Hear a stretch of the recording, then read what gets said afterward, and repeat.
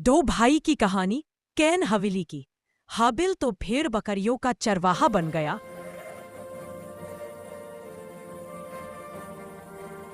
परंतु कैन भूमि की खेती करने वाला किसान बना। कुछ दिनों के पश्चात कैन यहोवा के पास भूमि की उपज में से कुछ भेंट ले आया और हाबिल भी अपनी भेड़ बकरियों के कई एक पहलोठे बच्चे भेंट चढ़ाने ले आया और उनकी चर्बी भेंट चढ़ाई।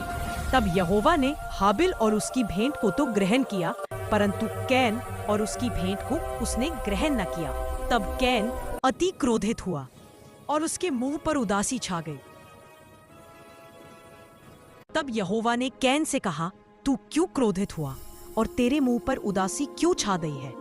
यदि तू भला करे तो क्या तेरी भेंट ग्रहण न की जाएगी?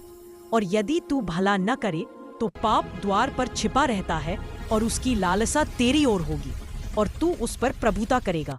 तब कैन ने अपने भाई हाबिल से कुछ कहा, और जब वे मैदान में थे तब कैन ने अपने भाई हाबिल पर चढ़कर उसे घात किया।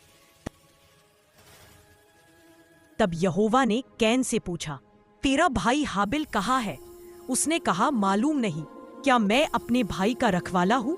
उसने कहा, तूने क्या किया है? तेरे भाई का लोहू भूमि में से मेरी ओर चिल्लाकर मेरी दुहाई दे रहा है। भूमि जिसने तेरे भाई का लोहू तेरे हाथ से पीने के लिए अपना मुंह खोला है, उसकी ओर से तू शापित है। चाहे तू भूमि पर खेती करे तो भी उसकी पूरी उपज फिर तुझे ना मिलेगी, और तू पृथ्वी पर बहतू और भगोड़ा होगा। तब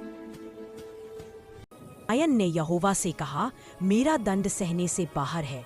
देख, ये आज के दिन मुझे भूमि पर से निकाला है और मैं तेरी दृष्टि की आड़ में रहूंगा और पृथ्वी पर बहतू और भगोड़ा रहूंगा, और जो कोई मुझे पाएगा मुझे घात करे। इस कारण यहोवा ने उससे कहा, जो कोई कायन को घात करेगा उससे 7 गुना पलटा लिया जाएगा।